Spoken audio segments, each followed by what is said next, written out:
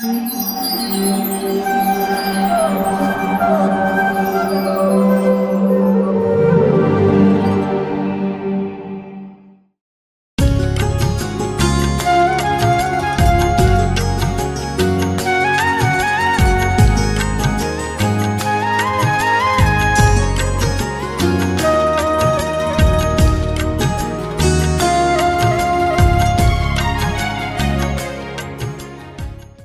कृष्णा। आज इस कार्यक्रम में आप सभी का हार्दिक स्वागत है। आज हमारे वक्ता हैं श्रीमान प्रिय गोविंद प्रभु जी।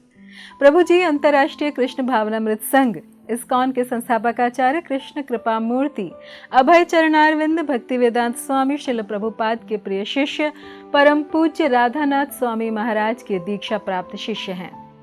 प्रभु जी सन 2007 में इस्कॉन के संपर्क में आए व सन 2013 में कृष्ण भावनामृत के प्रचार प्रसार हेतु उन्होंने ब्रह्मचर्य आश्रम स्वीकार किया।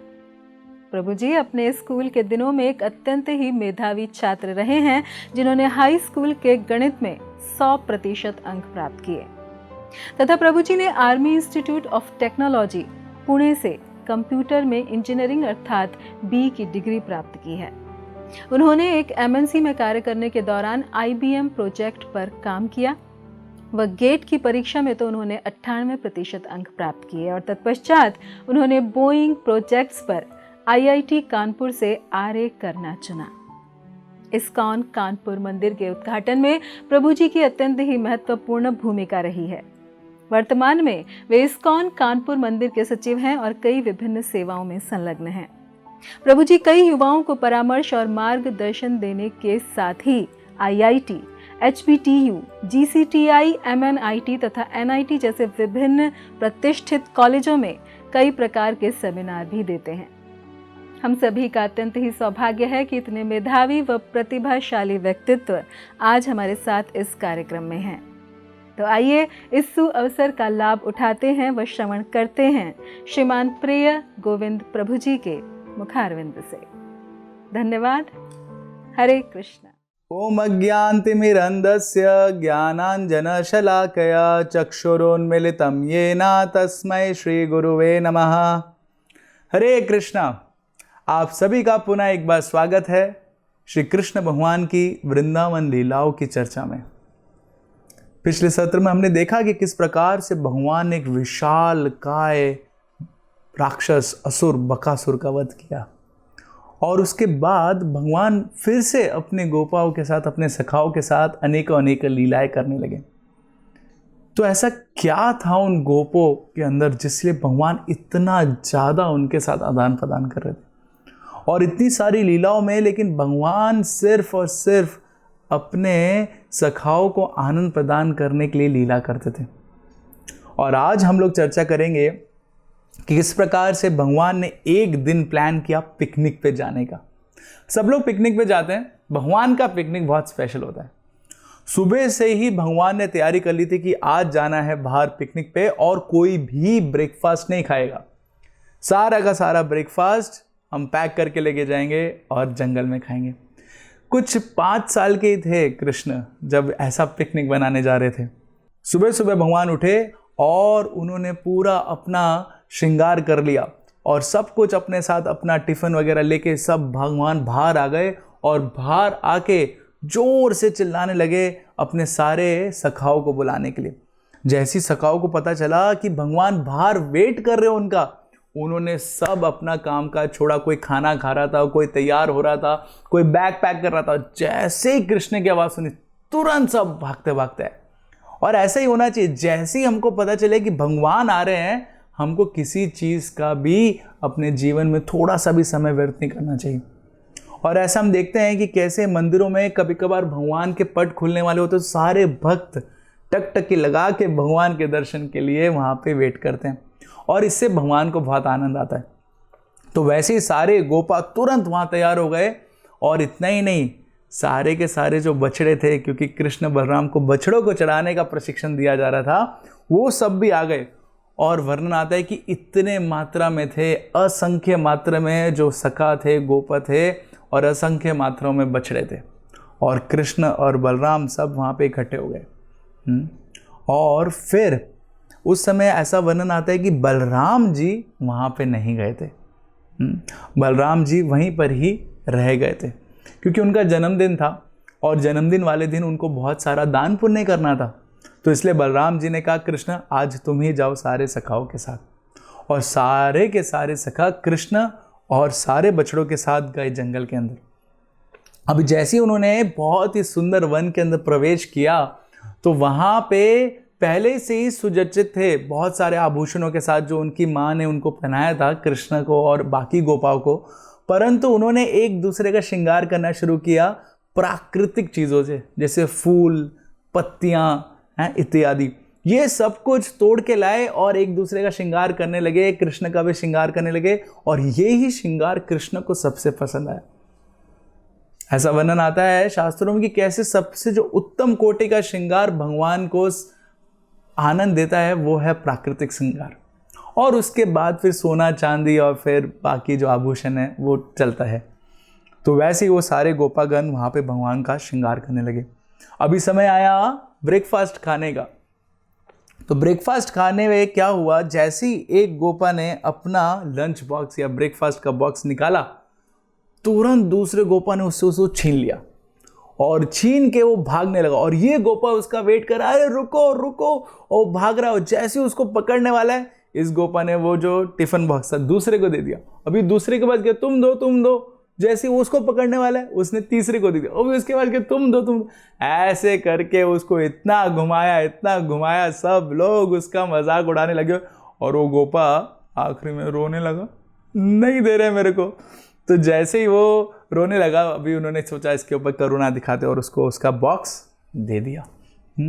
और कभी कभार तो ऐसा भी होता था कि जब वो बॉक्स मिलता था, वो खोलता था, दिखता कि उसमें से ऑलरेडी सब गायब हो चुका है ना, सारा जो खाना लेके आए। और ऐसे करके गोपागण आपस में मिल बांट के जो भी कुछ वो ब्रेकफास्ट में लेके आते थे वो खाते थे। कभी कभार कोई बोलते थे कि कृष्ण अपना मुंह खोलो, मैं तुम्हारे लिए स्पेशल समोसा लेके आया हूँ। तो कृष्ण मुंह खोल देते आंखें बंद करके, और उस समोसा की जगह कभी कभार कड़वे जो पुष्प होते हैं वो कृष्ण के मुंह में डाल देता। जैसे कृष्ण चबाते थे, कितना खराब टेस्ट आता था। ऐसे अनेकों प्रकार से वहाँ पे वो जो गोपा थे वो कृष्ण के साथ लीलाएं कर रहे थे। और उसका विशेष वर्णन भागवतम में दिया है कि कैसे कभी कभार कृष्ण बहुत दूर चले जाते थे तो सारे गोपा वो रेस करते थे कृष्ण को कौन पहले छुएगा। तो बोलते थे अहम पूर्वम, मैं पहले छूंगा।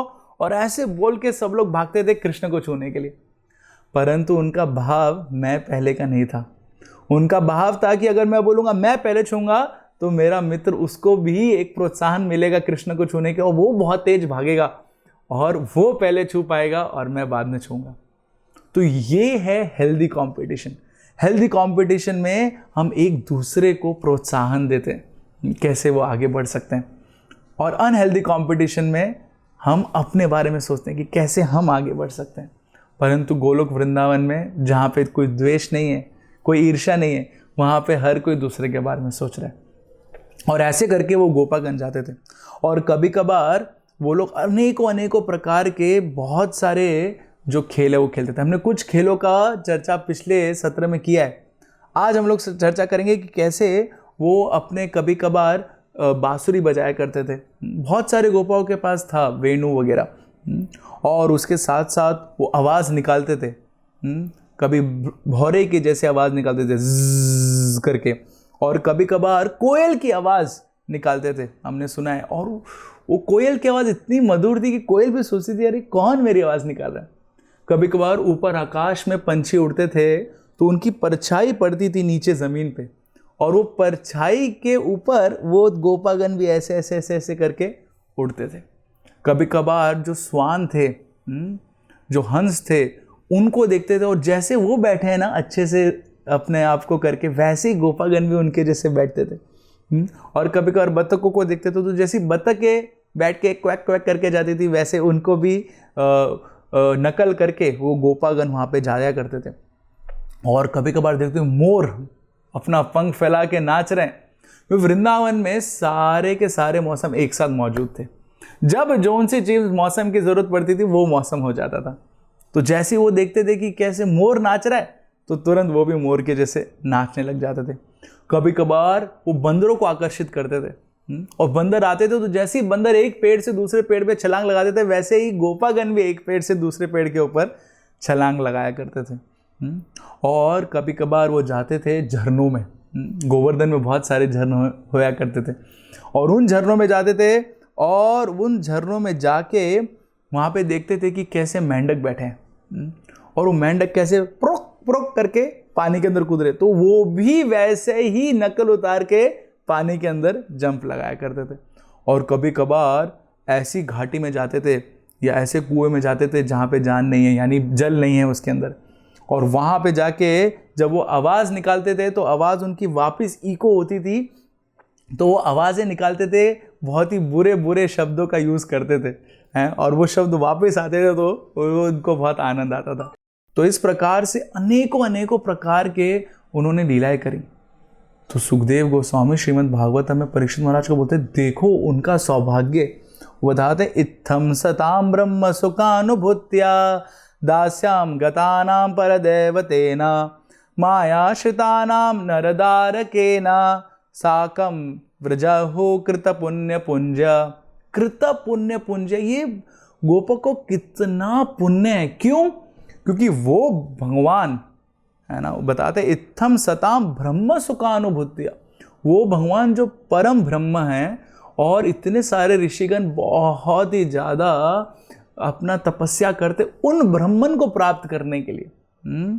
और वो ब्रह्मन को प्राप्त करते हैं कुछ योगीगण, फिर भी उनको ये आनंद नहीं मिलता जो आनंद भगवान अपने सखाओं को और उन गोपक को दे रहे थे। तो इसलिए बोल रहे हैं कृत पुण्य पुंज, उन्होंने कितना कुछ ऐसा पुण्य का काम किया है। उन्होंने भौतिक पुण्य नहीं, भक्ति का पुण्य उन्होंने कमाया, और ऐसा आनंद भगवान उनको वहाँ पे प्रदान कर रहे हैं। और बताते हैं कि कैसे बड़े बड़े योगी गण भी इतनी तपस्या करके मन के ऊपर पूरा काबू करके पूरे भौतिक जगत की चीज़ों को छोड़ के भी भगवान का ये रूप प्राप्त नहीं कर पाते, भगवान के साथ ऐसा आदान प्रदान नहीं कर पाते हैं जैसा ये व्रज भूमि में वृंदावन में इन गोपों को मिला है। तो परीक्षित महाराज को बोलते हैं परीक्षित महाराज ये लीलाएं बहुत विशेष हैं, क्योंकि हर किसी को ये लीलाओं का स्मरण नहीं हो पाता है। और ऐसी ही सुंदर मधुर लीला चल रही थी उसी समय, जैसे मैंने आपको बताया कि कैसे कंस मामा बेचते रहते थे कुछ ना कुछ असुरों को, तो इस बार उन्होंने एक बहुत ही विशेष असुर को भेजा। उसका नाम था अघासुर। अघासुर जो था वो बकासुर और पूतना का ही भाई था, और विशेष क्या था उसके अंदर, उसको लेना था बदला अपनी बहन और अपने भाई की मृत्यु का। और वो ये सोच कर आया कि किस प्रकार से इसने मेरे भाई को मारा है और बहन को मारा है, मैं भी इसके सारे सगे संबंधियों को मार दूंगा, विशेष करके पूरे व्रज में सारे व्रजवासियों को मार दूंगा। और ऐसा उसने सोचते सोचते एक प्लान बनाया।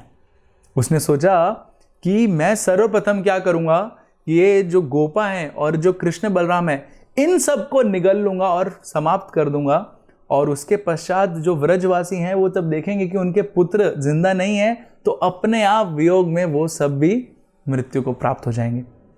और ऐसा प्लान बनाते हुए उसने एक शरीर धारण किया बहुत ही बड़े पाइथन नाम के एक बड़े से सांप का। तो उसका वर्णन आता है, उसका जो लंबाई था वो था 8 मील, 8 मील लंबा वो सांप था। और वैसा वर्णन आता है कि उसने अपना मुंह ऐसा खोल के रखा था, और खोल के जब रखा था तो एक उसका नीचे का हिस्सा वो ज़मीन पे था और ऊपर का हिस्सा वो बादलों को छू रहा था।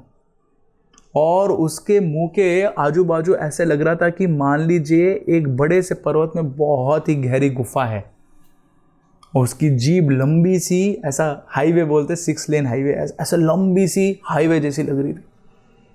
और ऐसा बताते उसकी आंखें लाल एकदम अग्नि जैसी, और उसके अंदर से हवा आ रही थी, गरम गरम हवा जो वो सांस ले रहा था। तो ये अगासुर वहाँ पे खड़ा हो गया, ऐसा लेट गया। और जब गोपागण वहाँ पे खेल रहे थे तो उन्होंने खेल खेल में देखा कि अरे ये तो बहुत एक विशेष चीज़ यहाँ पे हमको दिखाई दे रही है, और इससे पहले हमने कभी देखा नहीं। कोई भी लोग सोचने लगे शायद से ये सांप है, मरा हुआ सांप के रूप में कोई झूला है जो हमारे लिए बना है और हमको यहाँ पे जाना चाहिए। तो सारे जो मित्र थे कृष्ण के, उन्होंने ये सुनिश्चित किया कि हम जाएंगे इसमें खेलने के लिए। परंतु जब उन्होंने देखा ये आकार, तो वो भी सोचने लगे कि अरे ये देखने में तो एक बहुत विशालकाय सांप जैसा लग रहा है, और इसका जबड़ा भी देखो इतना ज़्यादा खुला हुआ है नीचे और ऊपर, उसके दांत ऐसे लग रहे हैं नोकीले एकदम, और ऐसा इतना गहरी गुफा जैसा लग रहा है। और उसके नीचे वाला आप देखेंगे जो जीभ है एकदम लाल और ऐसी फैली हुई है, निश्चित ही हो ना हो ये सांप हो सकता है। उन्होंने बोला जाके देखते हैं। गए अंदर पास में तो पता चला कि उसके मुंह के अंदर से वो गर्म हवा भी बाहर और अंदर आ रही थी, और उस हवा के साथ दुर्गंध आ रही थी बहुत सारे मरे हुए जानवरों की जो उसके पेट के अंदर थे। तो उनको निश्चित हो गया कि ये कोई जिंदा सांप है, और वो कहने लगे लगता है ये एक और असुर है जो कृष्ण को या हमको हानि पहुंचाने के लिए आया। परंतु उसमें से एक मित्र ने कहा कोई भी असुर हो उसका भी हालत क्या होगी जो बकासुर की हुई थी, और हम लोगों को तो आनंद आएगा, चलो हम यहाँ पे खेलने के लिए अंदर जाते हैं। और ऐसा विश्वास के साथ वो अंदर चले गए। तो देखिए ये विश्वास है ब्रजवासियों का कृष्ण के ऊपर। अभी ये विश्वास अगर हमारा भी भगवान के ऊपर आ जाएगा ना, तो हमारे ऊपर भी यही कृपा हो जाएगी। इसलिए जो भक्ति की पूरी प्रक्रिया है वो इसी विश्वास को प्रगाढ़ और बढ़ाने की प्रक्रिया है, और एक साधका को चाहिए कि अपने जीवन में वो भगवान के ऊपर विश्वास को बढ़ाता रहे। और उसका हम एक ज्वलंत उदाहरण देखते हैं जब इस्कॉन के संस्थापक आचार्य ऐसी भक्तिवेदांत स्वामी श्रील प्रभुपाद जी गए पाश्चात्य देश, विशेष करके अमेरिका, तो उनके पास मात्र 40 रुपये थे, और जलदूता नाम के जल वाहक जहाज में गए, और उनको वहाँ पे हार्ट अटैक भी आए 2-2। परंतु उनका विश्वास ऐसा था कृष्ण में, कृष्ण के नाम में, और कृष्ण का जो संदेश वो लेके जा रहे हैं भागवतम के रूप में, कि वहाँ पे जाके एक ऐसे देश में जहाँ पे वो किसी को जानते नहीं हैं, जहाँ पे पहली बार उन्होंने बर्फ़ देखी, ऐसे देश में जाके उन्होंने इतने सारे जो व्यक्ति थे उनको भगवान के भक्त बना दिया। ये क्यों हुआ? क्योंकि उनको विश्वास था। तो वैसे ही विश्वास हमको भी भगवान के कथनों के ऊपर, जो भगवान संदेश देते हैं उसके ऊपर होना चाहिए। और यही सारे गोपागण पूरा विश्वास करके चले गए उस अगासुर के मुंह के अंदर। परंतु उस अगासुर ने मुंह बंद नहीं किया, क्योंकि अभी भी वो इंतजार कर रहा था कब कृष्ण आएंगे। कृष्ण जान गए कि सारे गोपाओं के मन में क्या चल रहा है, क्योंकि भगवान तो अंतर्यामी है। भगवान उनको रोकने के लिए बस जा ही रहे थे कि मत जाओ अंदर, परंतु तब तक वो अंदर प्रवेश कर चुके थे। अब भगवान ने सोचा कि मेरे को भी अंदर जाना पड़ेगा, और भगवान भी उस अगासुर के अंदर प्रवेश करने लगे। अभी अगासुर बहुत प्रसन्न कि सारे गोपा अंदर चले गए हैं, और फिर जब ये भगवान भी अंदर आ जाएंगे, कृष्णा भी अंदर आ जाएंगे, फिर मैं क्या करूँगा, उनको बंद करके उनको मार दूंगा। अच्छा, सांप की यही एक खूबी होती है। सांप क्या करता है, अपने शिकार को पूरा निगल लेता है, और फिर निगलने के बाद वो पेट में ही पचाने के लिए क्या करता है, उसकी हड्डियाँ वड्डियाँ तो होती नहीं है, अपने ही आप को, अपने शरीर को मोड़ता रहता है, और उस मोड़ने से उसके पेट के अंदर जो एसिड्स होते हैं उससे वो जो शिकार होता है वो गलना शुरू होता है, और मोड़ते मोड़ते उसको पूरा वो नाश कर देता है। तो ये ही अगासुर का भी प्लान था कि कैसे सारे गोपा अंदर घुस जाएंगे, कृष्ण भी अंदर घुस जाएंगे, फिर मैं मुंह बंद कर लूँगा, और मुंह बंद करने के बाद फिर मैं जब घूमना शुरू करूँगा तो फिर वो मर जाएंगे सब के सब। तो इसी प्रकार से क्या हुआ, सारे गोपा अंदर गए, और कृष्ण ने सोचा अभी मेरे को अगर बचाना है तो अंदर जाना ही पड़ेगा। तो सारे के सारे गोपा और कृष्ण भी अंदर गए, और जैसे ही अंदर गए कृष्ण, तो अगासुर ने सोचा अभी बहुत अच्छा समय है अपने मुंह को बंद करने का, और तुरंत वो अपने मुंह को बंद कर दिया उसने। अभी सारे जो गोपा थे वो अंदर इतनी जहरीली गैस की बदबू आ रही थी, इससे वहाँ पे मूर्छित होकर गिर गए। कृष्ण ने देखा कि सारे गोपा अंदर मूर्छित गिरे हुए हैं, अगर मैं इस असुर को बाहर से मारूंगा तो इसके साथ इन गोपों को भी हानि पहुंच सकती है। तो भगवान ने क्या किया, भगवान ने पहली बार वृंदावन में अपने आप का विस्तार करना शुरू किया। इससे पहले भगवान ने किसी भी राक्षस को कुछ अद्भुत रूप लेके मारा नहीं। जैसे हम सुनते हैं हिरण्यकश्यप को मारने के लिए भगवान नरसिम्हा देव के रूप में आए थे, और भी अनेकों टाइम उन्होंने बहुत ही अलग अलग रूप लिया है, कुर्मा अवतार का रूप लिया है।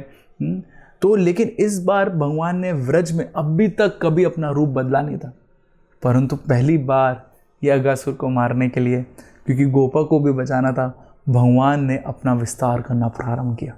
अब जब भगवान अपना विस्तार कर रहे थे तो अगासुर को लगा कि कुछ ना कुछ गले में अटक गया है, और उसको पता चल गया कि कृष्ण अपना विस्तार कर रहे हैं।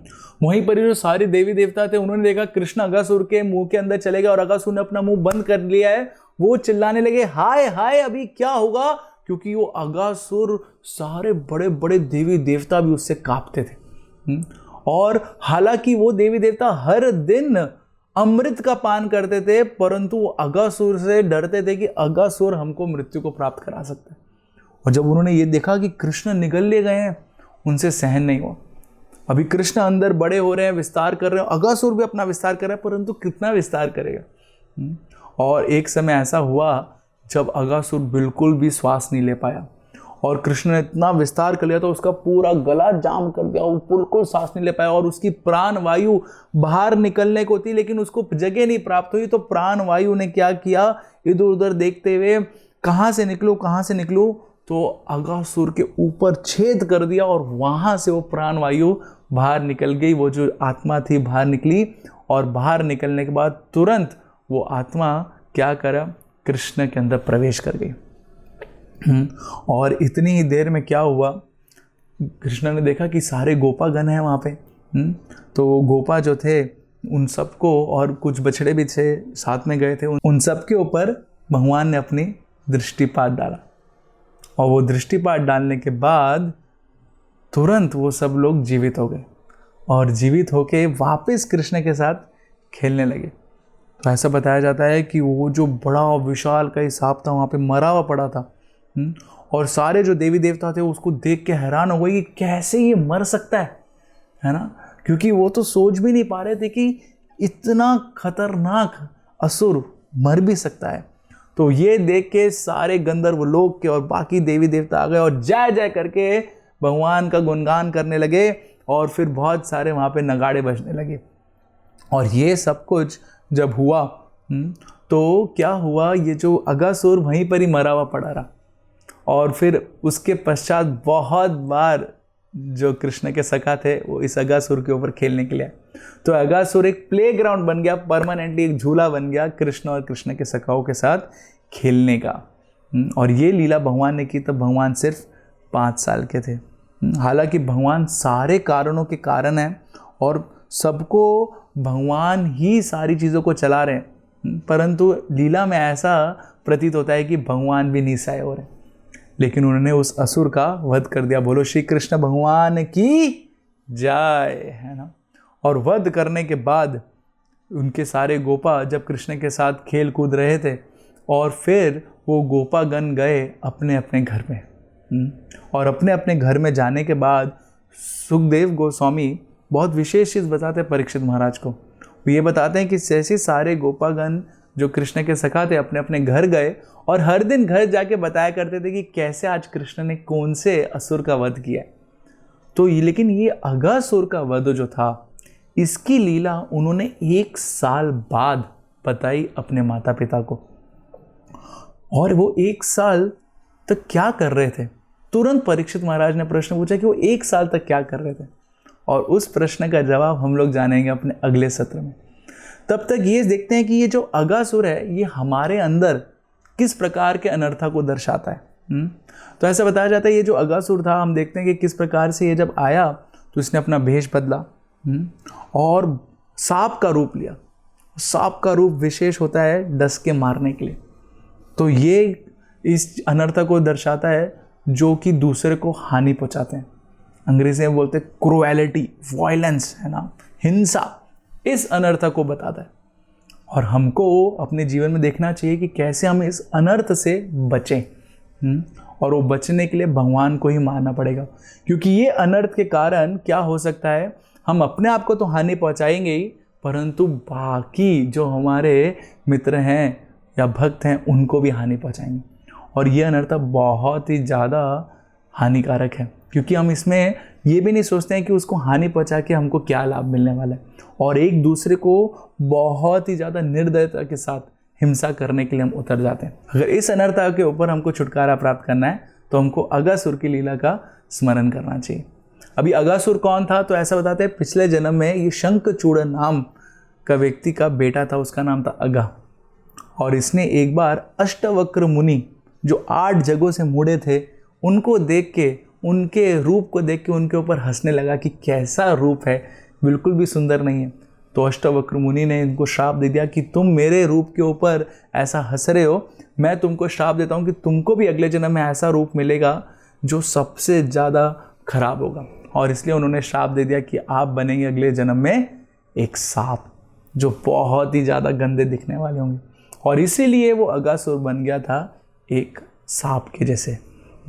और परंतु एक चीज़ उसने क्या अच्छा किया कि उसका शरीर आने वाले बहुत समय तक वृंदावन में एक बहुत ही अच्छे झूले के रूप में बन गया, सारे गोपाओं और कृष्ण के सखाओं को आनंद प्रदान करने का।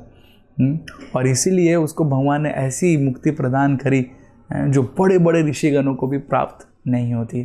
तो ऐसी मधुर मधुर लीलाएं भगवान ने की वृंदावन में, परंतु इस लीला का वर्णन 1 साल बाद क्यों किया गया सारे गोपाओं द्वारा पूरे अपने माता पिता को, वो जानेंगे हम अगले सत्र में। तब तक के लिए बहुत बहुत धन्यवाद।